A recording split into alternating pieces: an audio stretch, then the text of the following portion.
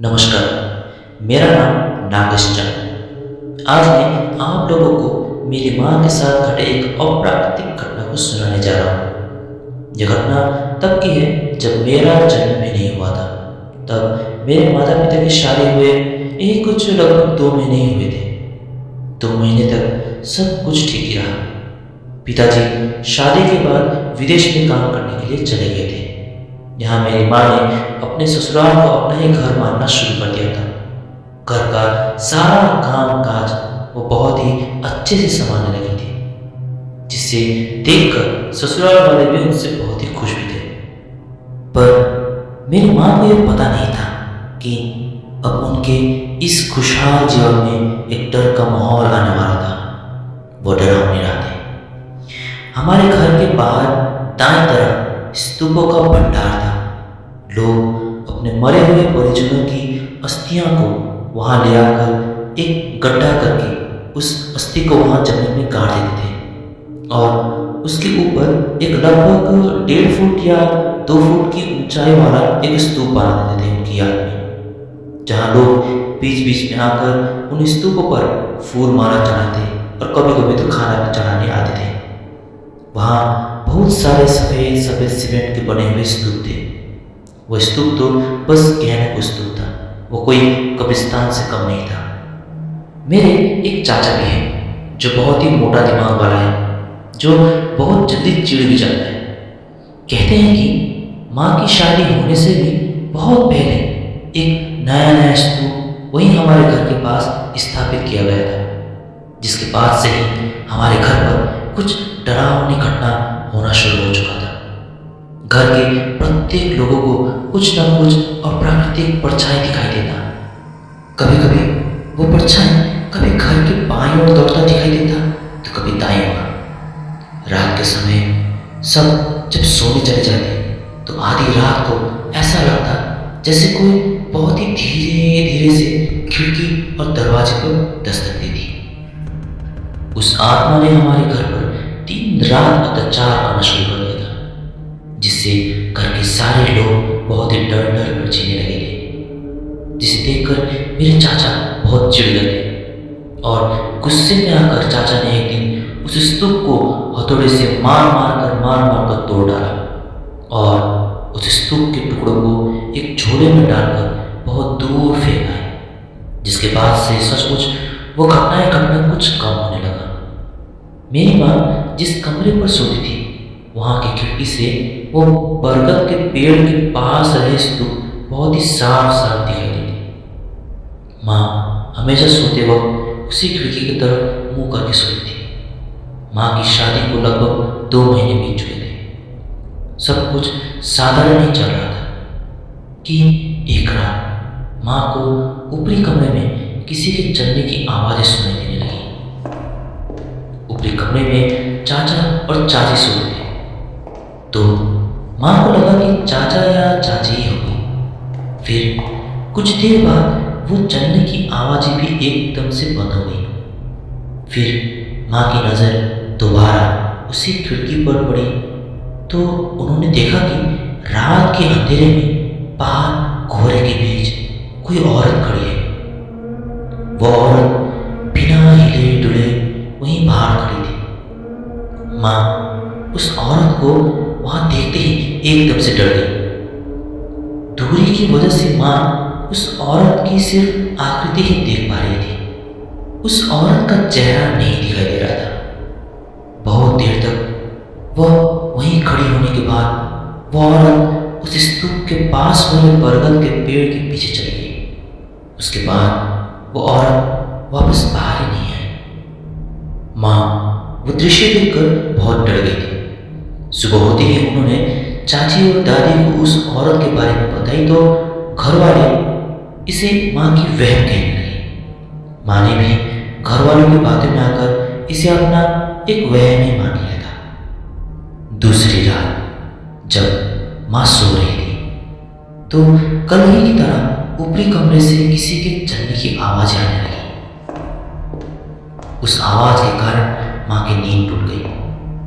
फिर जब माँ ने उन आवाज़ों को बहुत ध्यान से सुनना चाहा तो वो चलने की आवाज़ एकदम से बंद हो गई। अब माँ फिर से सोने की कोशिश करने लगी, पर उन्हें पता नहीं क्यों दोबारा नींद ही नहीं आ रही थी। माँ अपने कमरे में एक डिबरी जलाकर सोती थी, जो रात भर उस कमरे को उजाला करने में सहायता करती थी। वो डिबरी एक दीवार के पास एक टेबल पर रखा था। अब जब नींद ही नहीं लग रही थी तो माँ चुपचाप उसी डिबरी के बाती को देखते ही रही। बहुत देर तक एकटक जब वो डिबरी के आग को देखने लगी तो पता नहीं वहां का दृश्य कब बदल गया।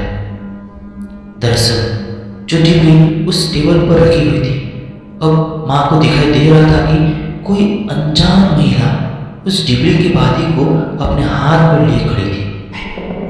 अचानक से माँ की नजर उस महिला के चेहरे पर पड़ी, तो उस महिला को देखते ही वे बहुत डर गई। डर के मारे उन्होंने घर वालों को आवाज लगाने की कोशिश की, तो आवाज उनके गले से बाहर ही नहीं निकली। माँ तुरंत वहां से भाग जाना चाहती थी, पर उनका शरीर किसी पत्थर की तरह अकड़ से गया था। और वहां वो औरत बहुत ही गुस्से में माँ को देख ही जा रही थी। माँ वहीं लेटी उस औरत को चुपचाप देखने के सिवाय और कुछ नहीं कर पा रही थी। उस औरत ने उस डिबरी की बाती को फूंक मारकर बुझा दिया, जिसके बाद पूरा कमरा एकदम अंधेरे से भर गया। बस उल्टी तरफ की खिड़की खुली होने के कारण थोड़ी सी चांद की रोशनी अंदर आ रही थी। अब माँ का शरीर भी उस अकड़न से छूट चुका था, जिसके बाद ना तो माँ डर के मारे चिल्लाई और ना ही भागी। उन्होंने चुपचाप करवट बदल ली और दोबारा बाहर उसी खिड़की से उसी स्तूपों की तरफ देखने लगी। माँ बहुत ही डर चुकी थी। अब उन्हें पता चल गया था कि यहाँ हो ना हो कुछ तो गड़बड़ है। उस भयानक रात के बाद से लगभग हर रात माँ की डर में गुजरती। दिन में सब कुछ सामान्य ही रहता, पर रोज धीरे धीरे जितना दिन का समय ढलता और शाम होने लगती, माँ का डर फिर से शुरू होने लगती। माँ को तो ऐसा लगने लगा था काश कभी रात ही ना हो। डर का पारा बहुत ऊपर तक चढ़ चुका था। घर वालों से कहती तो घर वाले उतना ध्यान नहीं देते थे। उनकी बातों को समझने वाला वहां कोई न था। पिताजी जब विदेश से घर आते, माँ उन्हें सब कुछ सुनाती, पर पिताजी भी उनकी बातों पर उतना महत्व नहीं देते। माँ को तो ऐसा भी लगने लगा था कि ये सब घटनाएं सिर्फ उन्हीं के साथ घट रही है। एक रात वो डर के मारे गिन कर गुजरती। हर रात कुछ न कुछ घटनाएं घटती ही रहती, जिसकी वजह से बहुत सहमी से रहने लगी हो। हमारा घर लकड़ी और मिट्टी से बना है। घर 2 मंजिला का था। चाचा ने एक कुत्ता पाल रखा था, जिसे बाहर बरामदे पर बांध कर रखा था। एक रात माँ हमेशा की तरह उसी खिड़की से बाहर उन स्तूपों को देखते हुए लेटी हुई अपनी नींद के आने का इंतजार कर रही थी। वह हमेशा की तरह डरी सी थी कि कहीं आज भी कुछ आ ना जाए, कि तभी उनके कमरे का दरवाजा खोलने का आवाज आया। उनके पीछे से वो आवाज आते ही उनकी दिल की धड़कनें तेज होने लगी। माँ आंखें बंद करके सोने का नाटक करने लगी कि तभी उनको अपने कमरे में कुत्ते की मिमियाती आवाज सुनी थी। तब जाकर माँ ने अपनी आंखें खोली और चुपचाप अपने कमरे से आ रही आवाज को बड़े ही ध्यान से सुनने लगी। वह आवाज आते ही माँ सोचने लगी कि अरे, ये कुत्ता कहाँ से अंदर आ गया? आज देवर जी ने इसे बांधना भूल गया क्या? या ये अपनी रस्सी तोड़ कर आया है? और ये अंदर आया भी कैसे? मैं तो हमेशा अपना दरवाजा बंद रखती हूँ। शायद आज कुंडी अच्छे से नहीं लगा होगा, इसलिए ये कुत्ता छूटकर मेरे कमरे में आ गया। आवाज से पता चल रहा था कि वह कुत्ता धीरे धीरे खटिया के नीचे जा रहा था और अचानक खटिया के नीचे की मिट्टी खोदने की आवाज आने लगी। वह आवाज रात भर आने लगी। माँ रात भर सोचने लगी, ओहो, ये कुत्ता आज रात भर में नीचे पूरा मिट्टी ही मिट्टी कर देगा, पता नहीं कितना खोद जाएगा। और यही सोचते हुए लेटी ही रही। रात भर वो कुत्ते के मिट्टी खोदने की आवाज़ें आती रही और देखते ही देखते समय कब बीत गया और माँ की आंखें कब लग गई उन्हें पता ही नहीं चला। सुबह जब उनकी आंखें खुली तो उन्होंने देखा कि कमरे का दरवाजा तो अंदर से बंद ही था। यह देखकर माँ थोड़ी अचंभित हुई। उन्होंने खटिया के नीचे झुककर देखा तो वहां सब कुछ ठीक ही था। रात भर जो कुत्ते ने मिट्टी खोदा था उसका तो नाम निशान नहीं था, जैसे कि वहां कुछ हुआ ही ना हो। बाहर निकलकर देखा तो वो कुत्ता तो बाहर बारांदे पर ही बंधा हुआ था। ऐसे ही रहस्यमय और डरावनी घटनाएं रोज शाम को माँ के साथ घटती ही रहती। देखते ही देखते माँ की हालत बद से बदतर होने लगी थी। पहले की हड्डी कट्टी माँ अब एकदम से सूखकर कांटा बन चुकी थी। नींद अच्छी न होने के कारण उनके आंखों पर काले धब्बे बन चुके थे। खाना खाते ही उल्टियां कर देती थी। माँ बहुत कमजोर हो चुकी थी। उस समय माँ गर्भवती भी थी और यहाँ ऐसे समय में माँ ने खाना पीना एकदम बंद कर दिया था। माँ को कोई होश ज्ञान न था। घर वालों को भी अब उनकी बातों को न मानने का पछतावा हो रहा था। इसलिए घर वालों ने माँ को कई जगह दिखाया, पर माँ की वह हालत देखकर सभी ने अपना हाथ ऊपर उठा लिया था। सभी परेशान और निराश हो चुके थे। तभी पड़ोस की एक दादी बहुत दूर से बहुत ही नामी दामी झाड़ फूक करने वाले झांकरी को ले आए। उस झांकरी ने आश्वासन दिया कि कार्य कठिन है, पर मैं अपनी पूरी कोशिश करूंगा। कहते हैं कि उस झांकरी ने मेरी माँ को 7 दिन तक झाड़ फूक किया। हमेशा शाम के समय हमारे घर पर वो झाड़ फूक देखने के लिए लोगों का भीड़ इकट्ठा हो जाता था। जब वो 7वां दिन आया तो उस झांकरी जी ने घर वालों से कहा कि आज झाड़ फूक की विधि की आखिरी दिन है। अगर आज कुछ ना हो पाया तो मैं भी कुछ नहीं कर पाऊंगा। यह सुनकर सभी घर वाले मन ही मन प्रार्थना करने लगे कि सब कुछ ठीक हो जाए। उस 7वें रात रोज ही की तरह हमारे घर के बाहर भीड़ इकट्ठा होने लगी। झाड़ फूक की विधि चल रही थी। झांकरी और माँ एक दूसरे के आमने सामने बैठे थे। माँ को तो कोई होश ज्ञान ही न था कि वो कहाँ है, किसके सामने है या क्या करेगी।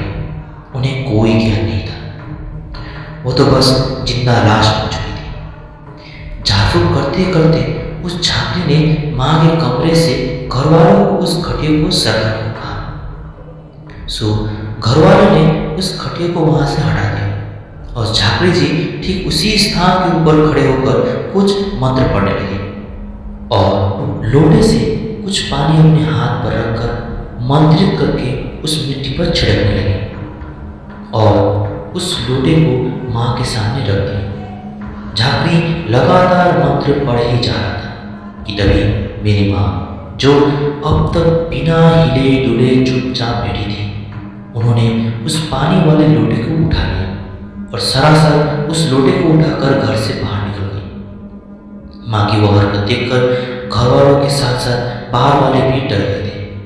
माँ जैसे जैसे आगे बढ़ती, बाहर खड़े भीड़ डर के मारे माँ के रास्ते के आगे से अपने आप भाग जाती।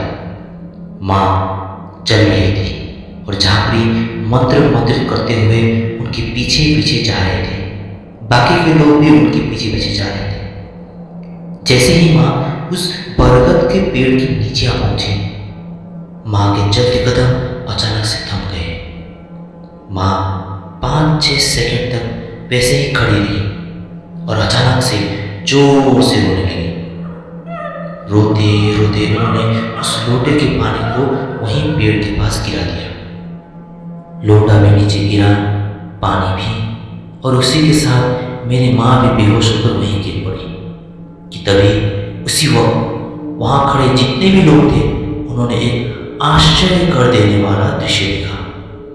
उस बरगद के पेड़ के सभी पत्ते एक साथ फड़फड़ाने लगे, जैसे कि वहां कोई तूफान आ गया। और एक ही झटके में बरगद के ऊपर से एक बहुत ही विशाल एक काली पक्षी जैसी आकृति निकलकर ऊपर ही उड़ गई। वो पक्षी का आकार लगभग उस पेड़ जितना ही विशाल था। वहां खड़े सभी लोग अपने आंखों पर विश्वास नहीं कर पा रहे थे। घर वालों ने माँ को उठाया और अंदर ले गए। झांकरी जी ने उस खटिया के नीचे खोदने को कहा, जिसे खोदने के बाद वहां एक नरकंकाल मिला। उस नरकंकाल की हड्डियों को उठाकर बहुत दूर दूसरी जगह पर ले जाकर विधि पूर्वक फिर से उसे मिट्टी पर ही गाड़ दिया। माँ भी धीरे धीरे ठीक होने लगी। उस घटना के बाद से हमारे घर पर भूतिया गतिविधियां होना बहुत ही कम हो गया था, पर पूरी तरह से खत्म भी नहीं हुआ था। फिर भी समय समय पर हल्की फुल्की परछाइयां का दिखना या अजीबोगरीब आवाजें सुनाई देना तो चलता ही रहा। पर उतना तो सहने की ताकत पूरे घर वालों को आ ही गई थी। कहते हैं कि वो घर यही घर है जहां आज भी मैं रहता हूँ। घर वालों के मुताबिक समय बीतता गया और धीरे धीरे वे घटना बंद होने लगा। इसलिए आज मैं इस घर पर बड़े ही आराम से रहता हूँ। बहुत पहले जब मैं छोटा था तो वहाँ बरगद के पेड़ों के पास स्तूप बनाने से भी मना करने लगे गांव वाले। इसलिए आज वहाँ कोई स्तूप नहीं दिखाई देता। पर वो पेड़ आज भी वैसा ही है, जिसे देखते ही माँ की कहीं कहीं वो घटना याद आता है। और आज भी डर के मारे मेरे पाँव कांपने लगते हैं और सोचता हूँ कि वो डरावनी रातें माँ ने किस तरह